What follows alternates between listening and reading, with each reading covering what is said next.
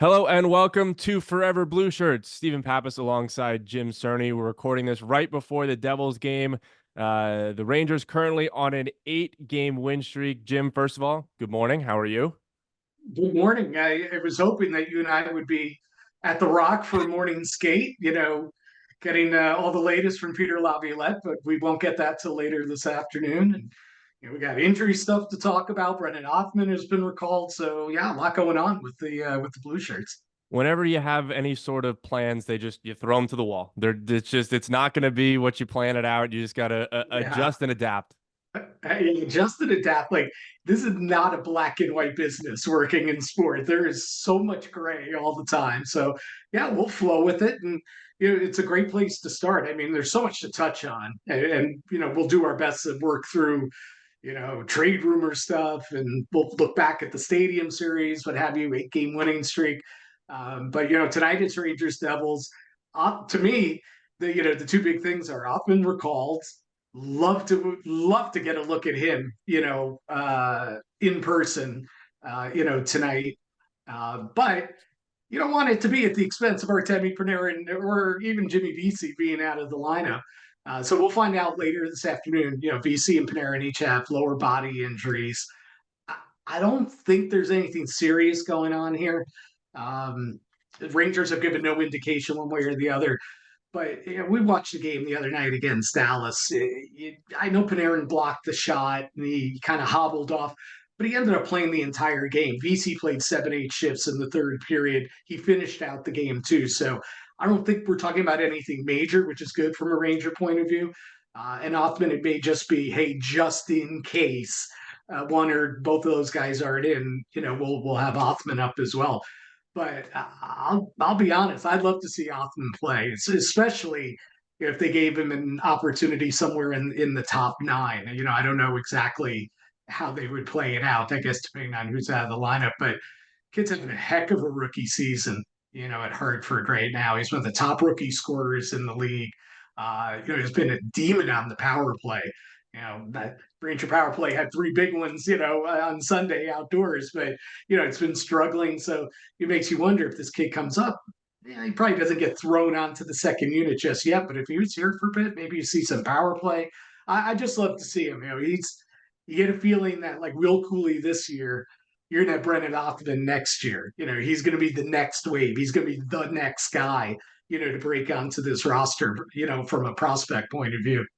And it seems like if this was a game that wasn't against the Devils, I mean, if this is Saturday or Sunday and they're playing Columbus, this almost isn't even a question. You sit Panarin, you give him a day, you let him rest, and Othman comes up. But I feel like the magnitude of this game, despite the Rangers being 17 points ahead of New Jersey, it's still the team that knocked you out a year ago. You wanna win these games. You've already gotten one in their building this year. And on top of that, you got an 8-game winning streak going on at the moment. So you want to extend that as much as you can, but obviously you're not going to go the rest of the season without losing a hockey game. But I feel like with this 8-game win streak, and correct me if I'm wrong, but this almost feels like the Rangers getting back to what made them successful in the past. It was playing games that are tight, that are close, 2-1. 3-1, just you don't see a ton, maybe outside the Dallas game where Igor really stole one, of back and forth, rush after rush after rush chance that we saw a lot of in December and January when they were really struggling. I don't know what switch flipped. I don't know if just needing any break at the All-Star game did that. But it seems like ever since then, and especially, I mean, you come out of the All-Star break, you got to play Colorado, you got to play Tampa. And for a team that had just won one game in the last 3 or 4 before the All-Star break, you're like, oh boy, here we go. And they're able to figure it out. So defensively, I think it's been a lot better than what it was, and I think it's a huge key to why they've been able to win these 8 games outside of the Stadium Series game and all I that. was just gonna say, I mean, you're saying all these glowing things. That was not a pretty hockey game on Sunday. Okay, it was fun. It was exciting. It was back and forth. Talk about trading chances. There were chances going back and forth like crazy. Um, Listen, Rangers didn't look great for parts of that game. Defensively, their defensemen in particular. Andre Miller got spun around and on that one goal there in the first period, and not to single him out because others struggled as well. Um, but I think what you see is there's a confidence in this group, and Peter Laviolette was talking about that post game, and some of the players did as well. That maybe when they were more in their funk and their confidence was a bit shaken during that January stretch, maybe they don't come back and win the Stadium Series game. Maybe they don't find a way to win that game. But when you're rolling and you're making things, you're making your own breaks, and you take advantage of the opportunities you get, you win those type games. You come back and win those games. And I think at the heart, that's who the Rangers are. When they're at their best, they're a team that is never out of a game. They are an explosive offensive team. Certainly, they're a much better defensive team than they showed Sunday against the Islanders. Um, and they have an elite goalie. Really, two right now because Jonathan Quick has been so good this year. And even though Igor hasn't been at his best this season, he's a darn good NHL goalie. And if he can find that next gear, that next level or two, because he still has quite a few levels above where he's been playing, and we saw it the other night against Dallas. They're going to be such a tough out come playoff time. But I don't think we can whitewash, their Sunday, and say, well, except for that game. Um, and listen, Dallas had quite a few great A's as well the other night, and Igor just played out of his mind. But that's part of what makes a great team, right?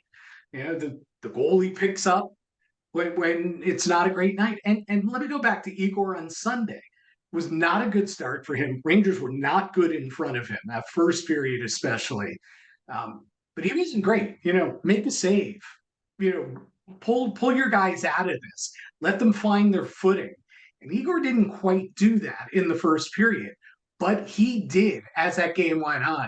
He had a couple absolute grade A stops in the second period when it was 4-1. 4-1 easily could have been 5-1, then 5-2, 6-2.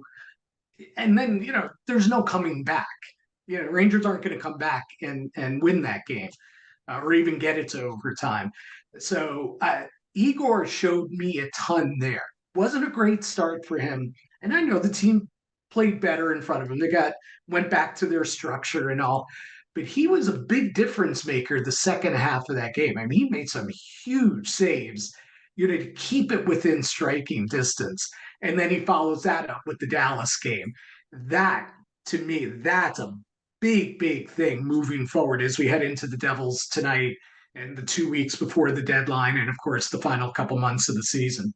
Yeah, I had a lot of people reach out to me during that game and after that game. They're like, "Oh, is that Calgary game just a flash in the pan? What do we take from that? How do you learn from that?" I mean, Igor indoors this since the All-Star break has been phenomenal. I mean, including that game where he gives up 5 goals against the Islanders, he's still 225 goals against since the All-Star break. 937 save percentage, over a 3.7 goal saved above expected. So he is excelling since the All-Star break. Whatever happened at the All-Star break, and a lot of people mentioned, oh, he shouldn't be there. He's and frankly, he probably shouldn't have been there because he was not the Rangers All-Star goalie. But he has been able to find some sort of gear after this All-Star break. I don't know if the rest maybe helped him just getting away from New York, but he has It's been. a mental and physical thing, really. Right? He spent a lot of time with Benoit Lair. So, there's the physical part. But Benny's really good at the mental part of the game, too. And he was great with Henrik with that. All the backup goalies. Yeah, I did a story from there because I caught up with Georgiev and Talbot and Igor, all in the All-Star game, all with Ranger ties, to talk about Benny. And they all talked about he just creates such a positive atmosphere. And he's very lighthearted. He's intense and serious about his work, but he's a lighthearted guy, and he kind of brings the goalies out of themselves. Goalies can be just internalized so much. Henrik was a great example of that, and he brings it out. He brings a lightness to it, and then works you through things. He's so good technically teaching, the X's and O's or working on your X's and O's. But with him, it's the mental thing. Like he can give you that refresher. And I think that's what Igor needed. And again, I go back to the second half of the worst, quote unquote, worst game he's had since the break.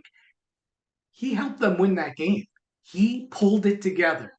They're down 4-1, about to be run out of MetLife Stadium. And he was a key reason why they were able to come back. He held it at that point. No matter what happened before, that wasn't great for him or the team. And to me, that speaks to greatness. A great goalie does that, even on your not your best day or night.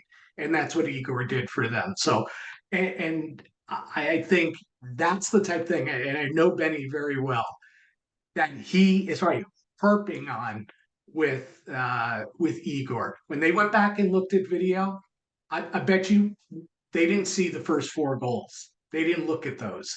Instead, Benny was showing him, look what you did. Look how you dialed in here. Look what you did. All the positives. He's always working on the positive, and I think that's been huge for Igor.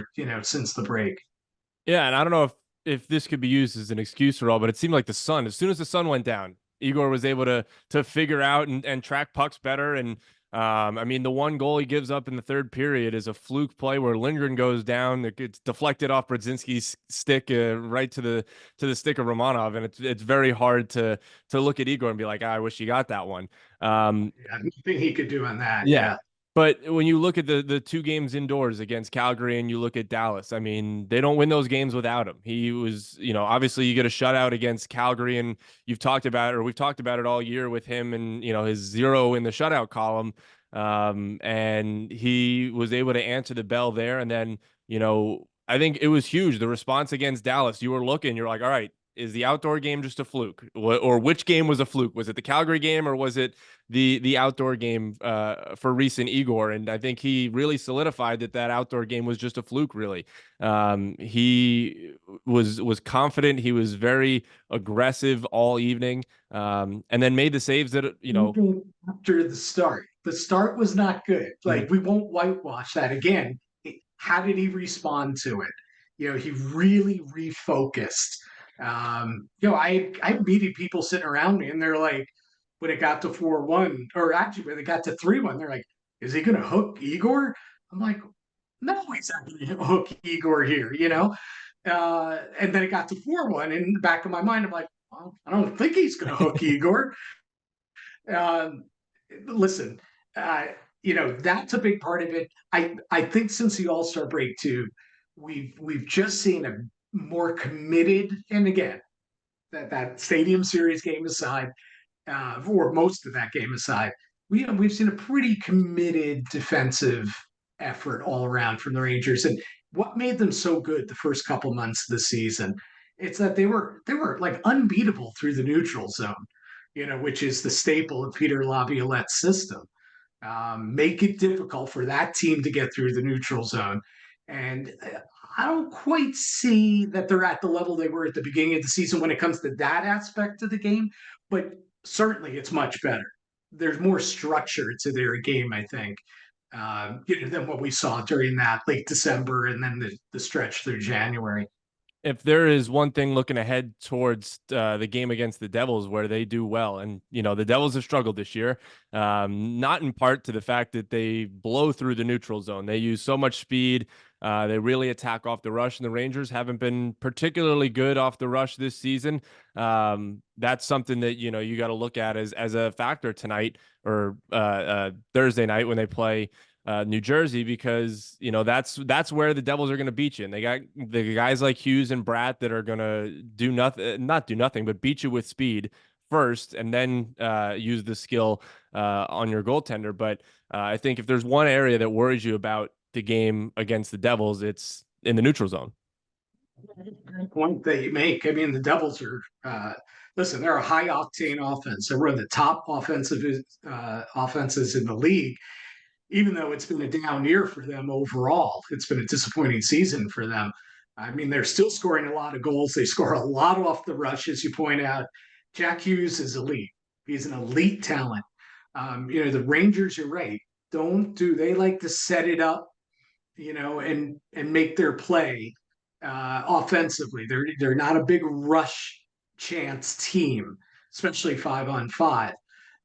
So two different styles, but defensively, it's vital the Rangers turn the Devils over in the neutral zone, as much as possible, or at least slow them down. You'd much rather see Jack Hughes dumping and chasing than Jack Hughes flying over the red line, over the blue line with control of the puck. And he's only one of the guys. They're you mentioned Brat. They have a string of guys that are fast, get through the zone, protect the puck well, and then once they're set up in the offensive zone, off the rush, when they gain that entry, they're very, very difficult to defend. They've got combination of big bodies and the speed and the skill. Obviously for them, the issue is defense. They've had so many injuries on the blue line, and their goaltending, even before Vanasek got hurt, has been subpar. I'd be shocked. We haven't gotten into the trade deadline yet.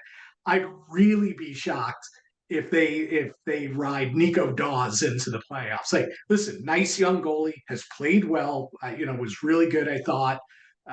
Leading up to the Stadium Series and even against the Flyers, but I don't. If you're the Devils, I don't think you can roll that way. And if you look at the big picture, Vanasek, Dawes, this kid that they just brought up that's been playing well in the minors, or Jacob Markstrom.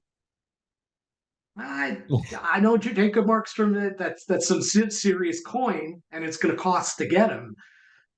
But I think that's the missing link for them. I think it was last year too. Even though Schmidt, played great against the Rangers in the first round, as see you roll your eyes, you're like, yeah, he was pretty good.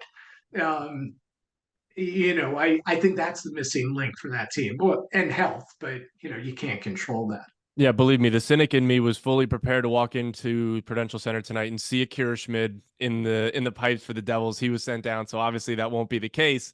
To Utica. Yeah, yeah, but they listen. The Devils had a chance to do something hilarious if that was the case, but it was not meant to be. But you mentioned trade deadline. We talked about trade deadline with the Devils. Let's talk about trade deadline with the Rangers. Just names. Alex Wenberg has been a name that has been brought up over the last couple of days. You look at Philadelphia, and Scott Lawton is a name that the Rangers have been linked to. Just in your eyes, where do you see the Rangers needing to go, and where do you see what name specifically, if you have one, do you think they need to target? So, I wrote a story about Wenberg yesterday. Larry Brooks brought up that report that the Rangers, that there's interest there. He's a veteran guy. He's a two-way guy. So at this stage, he's a third line center. I think he's miscast in a top six role. So he's a third line guy. He's making $4.5 million. So right off the bat, you would need Seattle to eat, some half of that contract. But if they eat half the contract, Seattle's still, fighting for a playoff spot. And he plays 18 and a half minutes a night for them. He's a key guy for them. So they're not just going to give him away. So if you're the Rangers, is Alex Wenberg the piece that you give up your first round pick for? I don't think so. But to chop off half that salary and to acquire a player from a team that is still fighting for a playoff spot, I'm not sure that that's the fit. And I'm not sure Wenberg's would be my guy anyway. Not great on faceoffs. He's a good two-way player. He's good shorthanded. He plays power play for them. But he's never lived up to the offensive side that people thought he was going to be early in his career with Columbus. So I'm not sure about that fit. And I know Ranger fans are in love with Johnny Brodzinski, and his teammates are in love with Johnny Brodzinski. I love their reaction on the ice yesterday when he led them in the stretch after practice. The guys were thrilled that he got the new 2-year deal and everything. Good on him. Love what he's done. But if I'm the Rangers, I'd be happy with Johnny Brodzinski on my fourth line come playoff time. If you're really going for the cup, then you got to get another center, a third line center, and that's no knock on Brzezinski. I'd like to see him in the lineup. but I don't think you can rely on him being your third line center and one injury away from having to play a top six role in the Stanley Cup playoffs, right? So that's why I still think Adam Henrique's got to be a target, for them. He's having a really good season. I know he's 35, but he's having a really good season. I think he'd be a really nice fit there. And I'm still on the Frank Vetrano bandwagon. I know he's got, this season and next on that contract at 3.5. Um, but if some combination of prospects and that first round pick go to Anaheim and you could bring back those two, I'm not saying it can happen or it can happen, but I'm not saying it's going to happen. But they have interest in both of those guys. If you can bring back both of those, you really fill, two holes there. Petrano having a great season, and of course, in 2022 when they went to the conference final, I mean, he was like the missing link, fitting in, with Zibanejad and Kreider, who've really struggled to have great chemistry with anyone outside of Frank Vetrano, and they've had a lot of guys skate on right wing with them.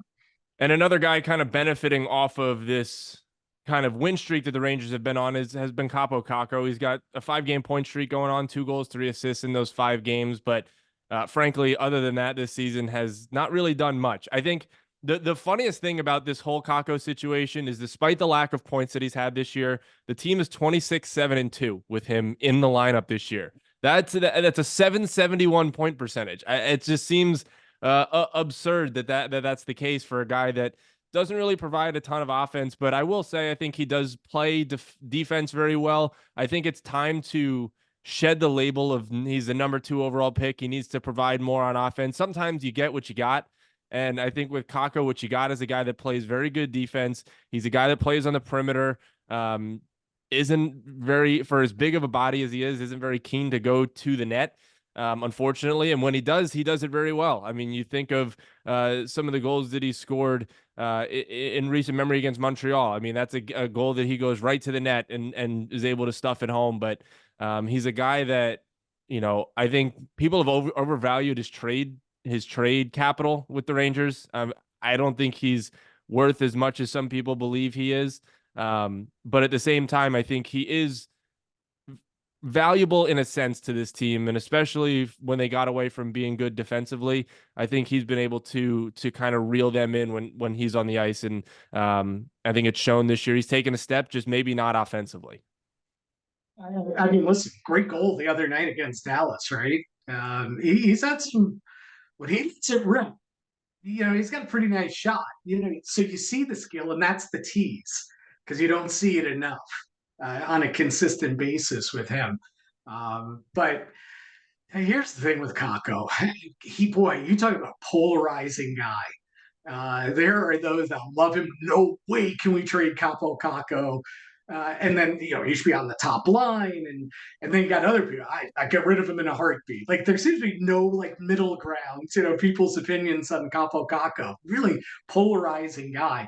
What I would say is I think he's a nice fit. I think he plays a role on this team, especially at what his salary cap is hit now is. But down the road, do I think he's a $5.5 million player? I don't think so. I don't know that I tie my money up into him, long term. He's probably looking at another 2-year deal at the end of the season, but he's probably going to want similar Filipino money. I'm not sure that he's there for me that yet, But you're right. I do like that he's a two-way player. I trust him defensively. I like when he uses his big body along the boards, behind the net, in the corners. Like to see him more in front of the net.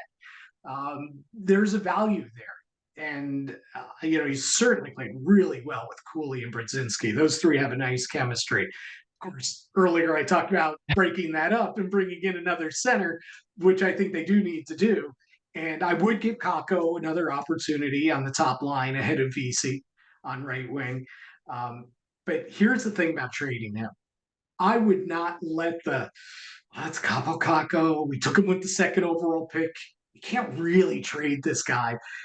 I wouldn't let any of that stand in the way of, if you've got a good deal and somebody really wants Capo Caco and you can get a piece that makes you think you can win the Stanley Cup right now, I would not let that stand in the way. Oh, it's Capo Cacos, number 2 overall pick. I would not let that stand in the way of getting a guy you think can help you win the Stanley Cup this season. Still a lot to figure out down the last 26 games of the season. Rangers and Devils Thursday night at the Prudential Center. The Rangers going for 9 straight wins. Jim Cerny, Steven Pappas. See you next time on Forever Blue Shirts.